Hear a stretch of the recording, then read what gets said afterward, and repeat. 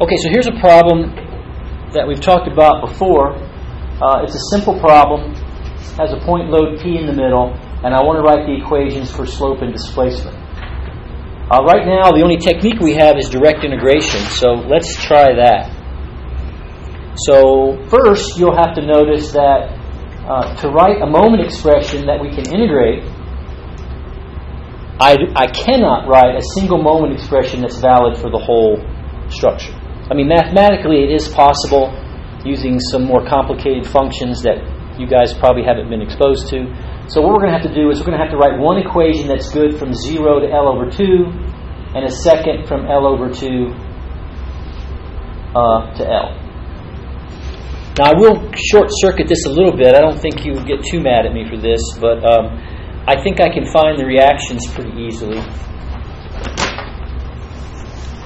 In fact,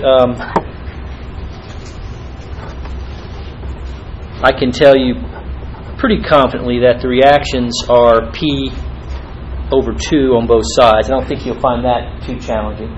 So now what I want to do is I'll first cut the structure here at some distance x, and I think it's going to be easier to look at the left side for that moment. And then when I cut the structure here, again at some distance x, I think I'll work the right-hand side, which would be L minus x long. You guys see that? I'll go ahead and draw the free body diagrams of each just to get started. So starting here, this will be an equation that's good for the first half of the structure. So when I look at my free body diagram, this is what I get.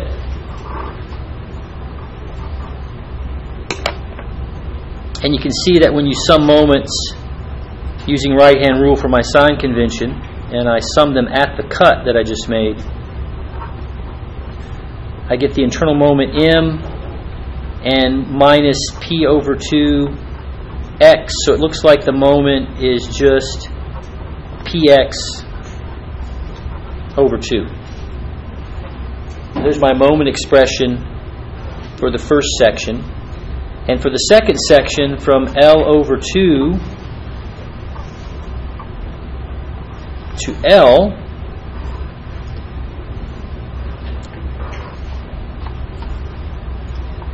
I'm cutting and looking at the right-hand side, and this has a length of, just to remind you that it's x to the cut, and then the remaining piece would be L minus x, and there's the internal moment. And if I sum the moments at this cut surface, let's see what I've got. I've got this moment is negative, and then I've got plus p over 2 times L minus x. So it looks like my moment expression there is p over 2 L minus x. Now we can check these. In this first region, I know the moment at A is 0. So using that expression, I plug in x equals 0, and I do get 0. In the second region, I know the moment at B is 0, at x equal L. And when I plug in x equal L here, I get 0. So that seems to work. Also, at L over 2, right in the middle, both these expressions should give me the same value. So I plug in L over 2 here, I get PL over 4, and I plug in L, something went wrong. That's right. I plug in L over 2 here, I get PL over 4 again. So they both match. So it seems like those are good equations. You guys with me so far? So in this first section, I'm going ahead and I'm going to now integrate the moment divided by EI, and we'll assume EI is a constant, and P is a constant, so I'll factor out my P over 2EI, and I'll be left with the integral of x, which is x squared over 2, and I'll generate my first integration constant. I'll call it C1. Again, right now in this section, I don't know anything about the slope. You can probably guess that the slope at the center is going to be 0, but let's say we don't know that right now. So I don't know anything about the slope, because I know the slope at A is not 0. So I'm just going to let it sit there. So I can go ahead and integrate my second time, which is just to integrate the slope. And when I do that, I'll get P over 2EI. And this will be x cubed over 6 plus C1x plus C2. Do I know anything about the slope? Anything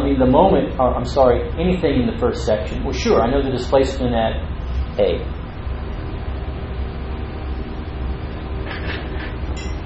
So I can say at this particular location, I do know, you know what, I'm going to go back and I'm going to label these 1. And when I do my other ones here, I'm going to label those 2. So you'll know that I have a slope for the first region and a slope for the second region. So I know the displacement in the first region at x equals 0 is 0, and when I put in x equals 0, the only thing left is C2. So that was easy. I found one of my constants very quickly.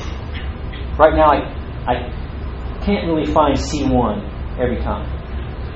So let's come over here to this side and see what I can get. So the slope in section 2 is the integral of the moment in 2 divided by EI. So I have to integrate this thing. Again, P over 2 is a constant, so I'll pull that out.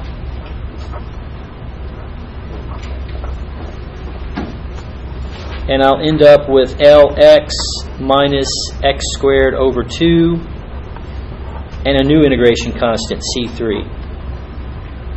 And I don't think I know anything about the slope right now here, so I'll have to let it ride. And I can go ahead and calculate the displacement curve. So just integrate this again.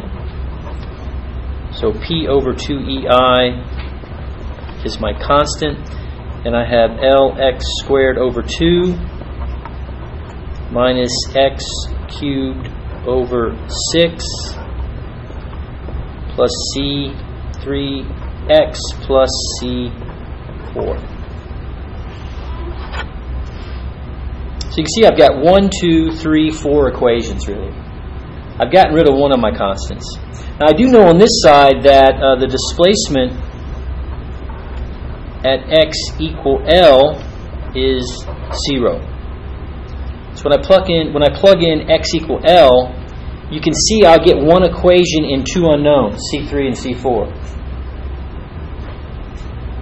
So this is where my 4 conditions come in. I've got condition 1, condition 2, and now what I would do is say that the slope in 1 at x equal L over 2 needs to equal the slope in section 1 at x equal L over 2. So whatever the slopes is, they have to be the same. And that would be my 3rd condition. And my 4th condition would be that the displacement's matched.